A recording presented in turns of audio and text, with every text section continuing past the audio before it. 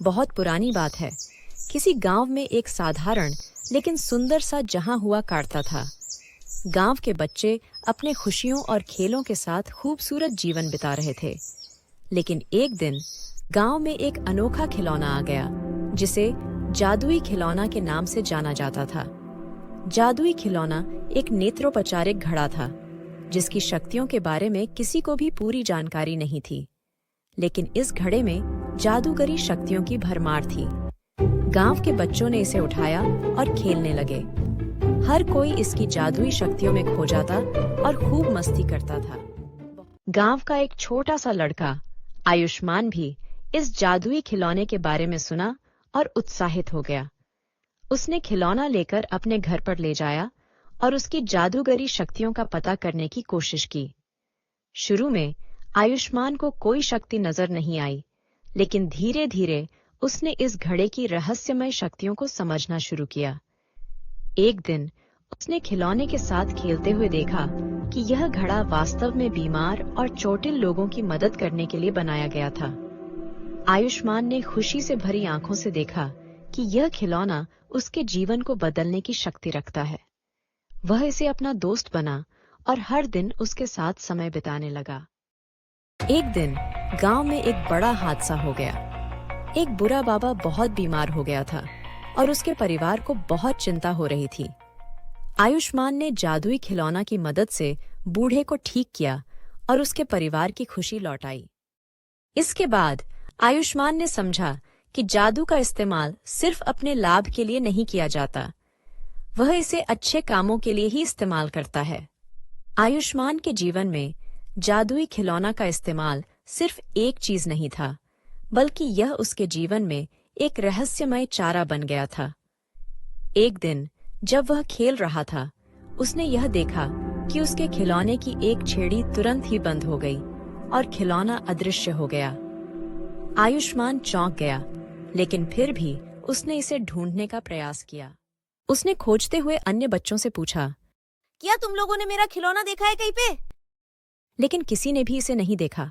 वह चिंतित हो गया, क्योंकि वह अपने प्रिय जादुई खिलौने को खो चुका था। आयुष्मान ने अगले कुछ दिनों तक प्रयत्न किया, लेकिन कोई भी परिणाम नहीं मिला। वह निराश होकर अपने घर की ओर लौट आया।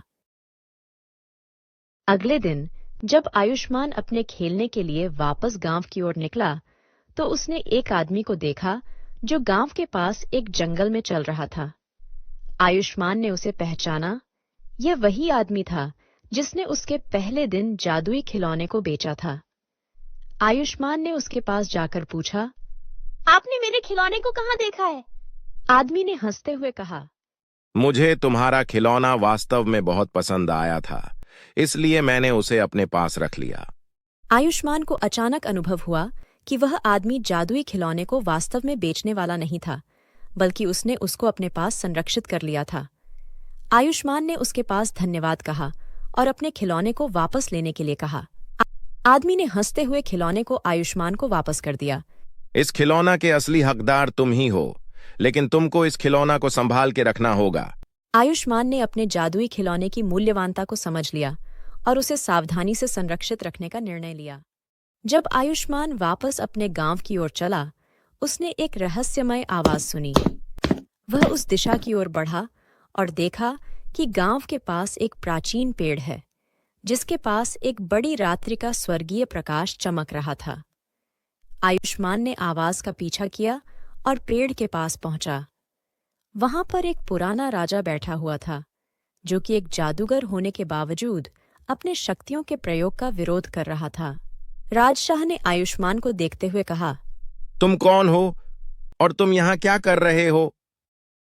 आयुष्मान ने जवाब दिया, मैं आयुष्मान हूँ, आपके गांव का निवासी। मुझे यहाँ कुछ रहस्यमय आवाज सुनाई दी, तो मैंने इसका पीछा किया। यह आवाज तुम्हें इस पेड़ के नाजायज अंगूरों के पीछे ले आई है।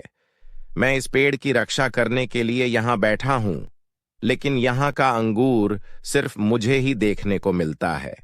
अगर तुम विश्वास करते हो कि तुम्हें इस अंगूर की ताकत चाहिए, तो मैं तुम्हें इसका परीक्षण करने की अनुमति देता हूँ। हाँ, मैं इसका परीक्षण करना चाहता हूँ। राजशाह ने एक अंगूर उठाया और आयुष्मान के सामने रखा। आयुष्मान ने अंगूर को पकड़ा और सोचा, क्या यह सच है? और फिर अपनी आंखें बंद की। जैसे ही वह अपनी आंखें खोला, उसने देखा कि अंगूर की शक्ति से वह विशाल बवंडर बहुत रफ्तार से घूम रहा था। राजशाह ने हंसते हुए कहा, तुम्हें यह शक्ति मिल गई है। तुम यह अंगूर ले सकते हो और इसका प्रयोग उसी दिशा में कर सकते हो जिसमें तुम्हें सहायता की जरूरत है। आयुष्मान को एक नई ताकत का अनुभव हुआ और वह उस अंगूर को धन्यवाद कहकर ले आया। अब आयुष्मान ने जदीद उत्साह और संकल्प के साथ जादुई खिलौने की जिंदगी की नई यात्रा की शुरुआत की।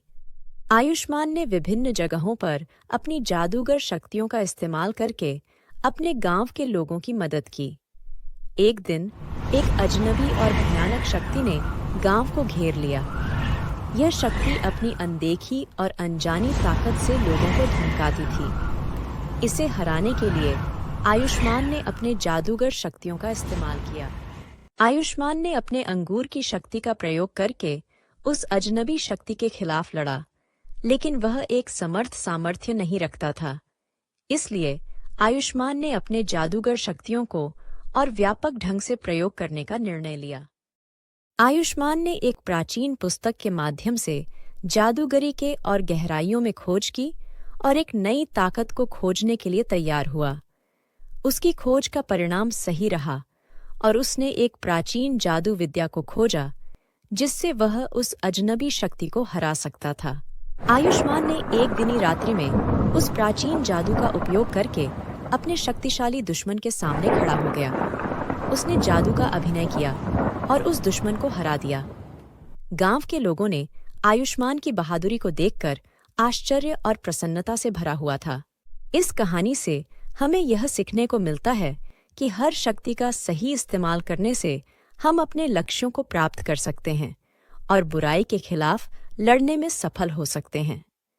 संकल्प और साहस से हम किसी भी समस्या का सामना कर सकते हैं और अपने लोगों के लिए एक सच्चे नायक बन सकते हैं।